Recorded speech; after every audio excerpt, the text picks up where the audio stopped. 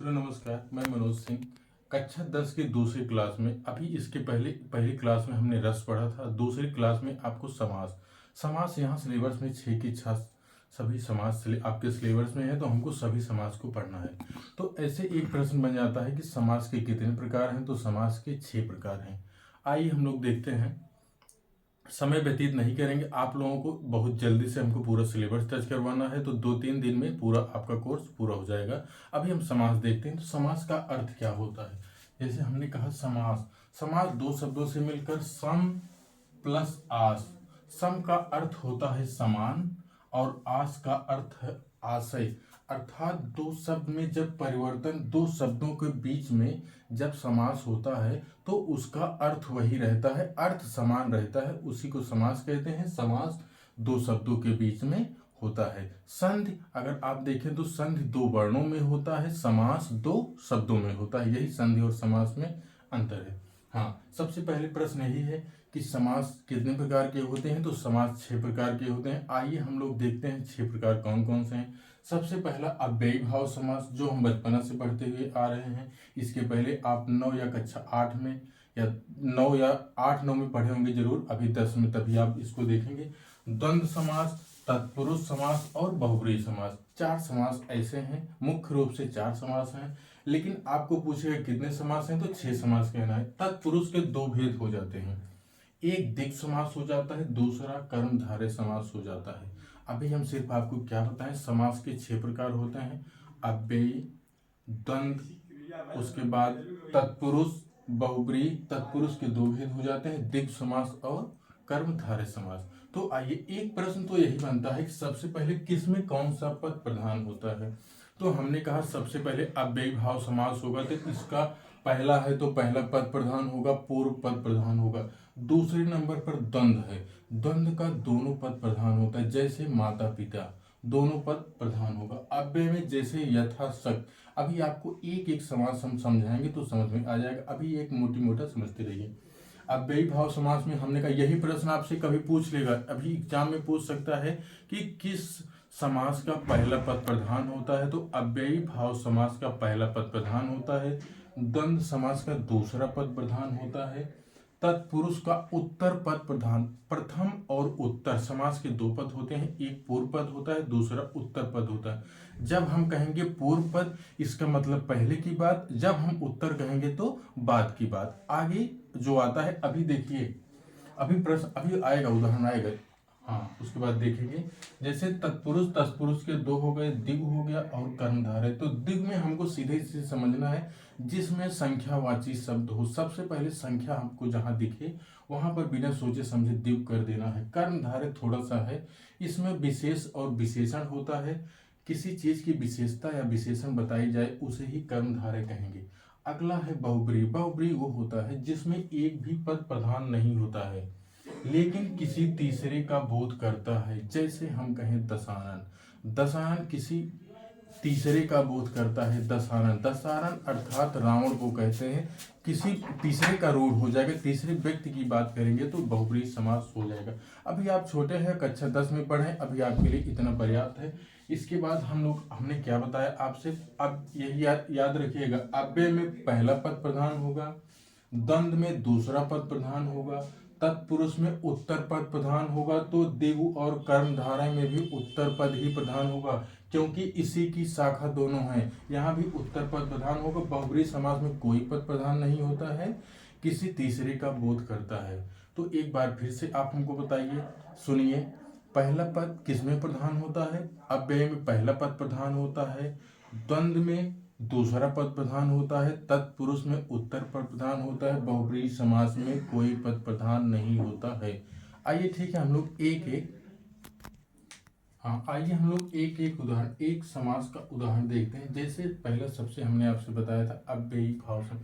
आप लोगों को जरूरत हो तो स्क्रीनशॉट ले लिया करें, हमारे कहने का इंतजार न किया करें, जब जरूरत पड़े तब ले लिया करिए। हाँ, अव्ययी भाव समास वह समास जो अव्यय का भाव दे। अव्यय का अर्थ वही तो जो व्यय ना हो। व्यय का अर्थ क्या होता है, अभी आप बच्चे हैं, ये सब नहीं समझेंगे, समझ लीजिए जिसमें लिंग वचन कारक में हम परिवर्तन ना कर सकें, वही अव्यय। वो विकारी शब्द होता है जिसमें परिवर्तन कर देंगे वो विकारी होता है, जिसमें ना कर सकें वो अविकारी शब्द होता है। अव्यय अर्थात इसमें कोई परिवर्तन ना कर सके। उदाहरण में हम देखते हैं, जैसे कि देखिए अव्ययी भाव समास में आपको समझने के लिए उसमें उपसर्ग लगा रहेगा, पहले उपसर्ग लगा रहेगा, कोई भी चाहे अनु हो, चाहे प्रति हो, चाहे कोई भी उपसर्ग लगा रहे तो उपसर्गिक जो होंगे वो अव्ययी भाव समास का भाव देंगे। जैसे देखिए यहाँ प्रत्येक हमने पढ़ा था, प्रति, अगर आप संधि नहीं पढ़े हो, संधि जो भी सिलेबस में है आप प्लेलिस्ट में जाकर वहां संधि देख सकते हैं। संधि जैसे प्रति धन एक, प्रत्येक। उसके बाद दूसरा जैसे प्रति, इसमें जो उपसर्ग हो गया तो पहला यहाँ अव्ययी भाव समास हो जाएगा। इसमें प्रति में हम परिवर्तन नहीं कर सकते, प्रति को प्रति के ही रूप में लिख सकते हैं। अगला उदाहरण है यथाशक्ति, जैसे इसका है पूर्व पद प्रधान होता है तो यहाँ यथा है। शक्ति में हम शक्तियों कर सकते हैं, बहुवचन बना सकते हैं, लेकिन यथा में कोई परिवर्तन नहीं कर सकते। अभी हमने आपसे बताया था पूर्व पद और उत्तर पद, तो इसका पूर्व पद यथा हो जाएगा और शक्ति इसका उत्तर पद हो जाएगा। यही है शब्द में समास में जो पूर्व पद होता है ये यथा हो जाएगा और उत्तर पद शक्ति हो जाएगा। इसमें कहने का मतलब है पूर्व पद प्रधान अर्थात यथा। यथा में हम कोई परिवर्तन नहीं कर सकते, यथा यथा को ही लिखा जाता है। इसी तरीके से दूसरा है यथाक्रम, यही फिर से यथा आ गया, यथा में कोई नहीं कर सकते हैं। अगला आ गया आजन्म, आ उपसर्ग आ गया तो सीधी सी बात है आपका समास हो गया, कौन सा, अव्ययी। अगला उदाहरण अनुगमन, अनु भी उपसर्ग हो गया तो ये भी हो गया। अगला है आमरण, मरण में आ उपसर्ग लगा देंगे तो आमरण हो जाएगा। यहाँ भी आपका अव्ययी भाव समास। हमने अव्यय का पहचान बताया, इसका पूर्व पद प्रधान होता है और इसमें हमेशा अव्यय शब्द का प्रयोग हुआ रहता है, पहला। दूसरा समास हम देखते हैं द्विगु समास। द्विगु समास वो समास होता है जिसमें संख्यावाची शब्द आपको दिखेंगे, जिसमें संख्या दिख जाए वो बिना सोचे समझे आपको करना है द्विगु समास। पहले जिसमें अव्यय दिख जाए अव्ययी भाव समास, और दूसरा संख्या नहीं, जिसमें पूर्व पद संख्यावाची, पहला पद संख्यावाची हो जाए तो उसे द्विगु समास कहते हैं। जैसे त्रिलोक अर्थात तीन लोक, त्रिलोक है तो तीन लोक। पंचवटी, वटी पांच, वट जहां है वही तो पंचवटी है। त्रिभुवन, तीनों भवन। यहाँ सतसई, सौ जिसमें दोहे होते हैं, 700 जिसमें 700 का सत कहा जाएगा सतसई, 700 दोहे जिसमें होते हैं वही सतसई है। दोपहर, दोनों पहरों का मेल, इधर से दोपहर होता है उधर शाम वाला शुरू होता है तो दोपहर, दोनों पहरों का मेल हो जाता है। तो अभी हमने दो समास सिर्फ पढ़े, हम दो समास पढ़े हैं, एक अव्ययी पढ़े हैं, दूसरा द्विगु पढ़े हैं। इसके बाद आपके सबसे बड़ी खुशी की बात है तत्पुरुष समास आपके सिलेबस में नहीं है। इसके बाद आइए हम कर्मधारय समास पढ़ते हैं। हाँ, आइए हम लोग तीसरा समास देखते हैं, कर्मधारय। कर्मधारय समास में, इस समास में विशेष और विशेषण का संबंध होता है। अभी आप लोग शायद विशेष विशेषण नहीं जानते होंगे, एक शब्द में समझ जाएंगे विशेष और विशेषण। जैसे हमने कहा नील गाय, नील गाय अर्थात इसका अर्थ क्या होगा, नीली गाय। तो गाय क्या है, गाय विशेष है क्योंकि उसकी विशेषता क्या है, नीलापन, उसका, नीली गाय नीली है तो उसका विशेषण हो जाएगा। आप अभी ऐसे ही समझिए, नीली गाय, नील गाय, नील का अर्थ होता है नीला, गाय का अर्थ होता है गाय। कुल मिलाकर ऐसे समझिए जिसकी विशेषता जिससे बताई जाए वही विशेष और विशेषण होता है। आइए अभी उदाहरण में हम देखते हैं। हाँ, यहाँ देखिए पहला उदाहरण है महाजन। हमने कहा था कर्मधारय में विशेष और विशेषण होता है, आपके सिलेबस में है, उदाहरण यहीं से आएगा। महाजन अर्थात जन की क्या विशेषता है, जन माने लोग महान, लोग महान है तो क्या विशेषता, जन जो है वो विशेष से हो जाएगा और महान उनका विशेषण हो जाएगा। तो यही विशेष और विशेषण का संबंध होता है। महाजन अर्थात महाजन, महान जन कौन है, जो जन है वही महान है। दूसरा उदाहरण हम आपसे बताएं, नीली गाय अर्थात गाय कैसी है, नीली है, गाय विशेष हो जाएगा और नीला उसका विशेषण हो जाएगा। तीसरा है नील कमल, कमल कैसा है, नीला है, ये भी विशेष और विशेषण। कमल विशेष हो जाएगा, नीलापन उसका विशेषण हो जाएगा, विशेष से कमल होगा और विशेषण नीला हो जाएगा। ठीक ऐसे है परमानंद, परम आनंद, परम आनंद जो है वही परमानंद है। आनंद कैसा है? परम है, परम मतलब उच्च है, वही परमानंद है। अगला उदाहरण है, एक है भुज दंड। भुज कैसे है? दंड, भुजा कैसे है? दंडे के समान मजबूत है।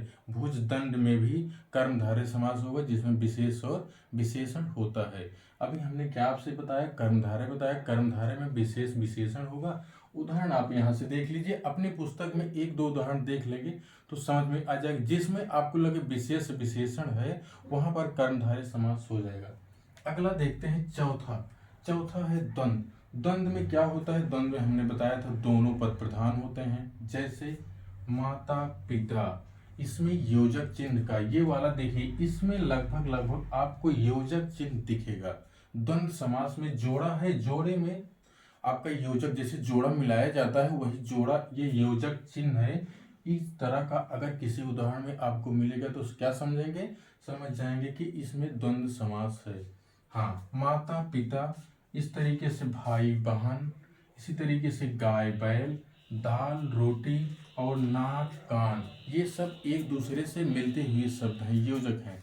हाँ, अभी हमने क्या पढ़ा? हमने कर्मधारय और उसके बाद द्वंद्व समास। कर्मधारय में विशेष विशेषण होता है, द्वंद्व में दोनों पद प्रधान होता है, योजक चिन्ह का प्रयोग होता है। इसके बाद आइए हम लोग देखते हैं अंतिम पांचवा समास, बहुब्रीहि समास। आइए बहुब्रीहि समास में हम लोग देखते हैं, आपसे हमने बताया था कि बहुब्रीहि समास में कोई पद प्रधान नहीं होता है, लेकिन किसी तीसरे का बोध होता है। आइए, हाँ, बहुब्रीहि समास। हाँ, देखते हैं बहुब्रीहि समास में इसमें परिभाषा क्या देखेंगे, जिसमें इसमें परिभाषा की आपको कोई जरूरत नहीं। आप ऐसे समझिए जिसे किसी तीसरे का बोध हो जाए। जैसे उदाहरण देखिए, चक्रपाणि।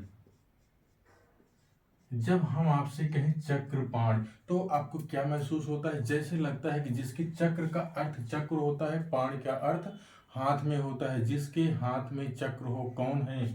तो यहाँ तीसरे का बोध हो जाएगा। यहाँ विष्णु जी हो जाएंगे, विष्णु भगवान, उनके हाथ में चक्र है। अगर सुदर्शन, अगर चक्रपाण में विष्णु जी नहीं है तो कृष्ण को भी माना जा सकता है, क्योंकि अगर मुख्य रूप से माना जाएगा तो विष्णु जी ही माने जाएंगे। चक्रपाण। दूसरा उदाहरण है सबसे जग जाहिर, दशानन।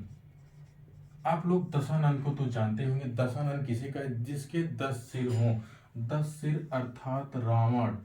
रावण को माना जाता है। किसी तीसरे का बोध हुआ कि नहीं? सिर्फ एक ही व्यक्ति है जिसके 10 सिर थे, और एक ही व्यक्ति है जिसके हाथ में सुदर्शन चक्र हो, पाणि हो, चक्र में पाणि अर्थात हाथ में चक्र हो, तो विष्णु जी हो जाएंगे। दूसरा दशानन, रावण, 10 सिर सिर्फ रावण के ही हैं और किसी के नहीं, एक व्यक्ति के लिए रूढ़ हो जा रहा है। इसके बाद देखते हैं अगला। अभी हम आपसे कहें कि वैशाख नंदन, देखने में तो बहुत अच्छा शब्द लग रहा है बच्चों। वैशाख नंदन किसे कहते हैं? वैशाख नंदन अगर कहा जाए तो गधा होता है। गधा तो आप जानते हैं ना, वही गधा है। गधे को वैशाख नंदन कहा जाता है। जैसे अभी कोई क्लास में कोई छोटा बच्चा, चाहे कक्षा 10 का हो या 9 का हो, उसको नहीं आता है तो कभी कभी टीचर कहते नहीं है कि ये तो बहुत गधा लड़का है, इसको नहीं आता है। तो अब टीचर उसको गधा ना करके अगर कहें ये वैशाख नंदन है तो अपने को समझो हम गधा ही हैं, क्योंकि एक व्यक्ति के लिए रूढ़ हो जा रहा है, किसी एक व्यक्ति के लिए। हाँ, अगला है गजानन। गजानन शब्द आप लोग जानते हैं किसके लिए हो जाएगा? गणेश जी के लिए हो जाएगा। गज की तरह आनन अर्थात सिर किसके हैं? तो गणेश जी हो जाएंगे। क्या और कोई है? जैसे इनका गज का सिर है और कोई नहीं है, गणेश जी का है।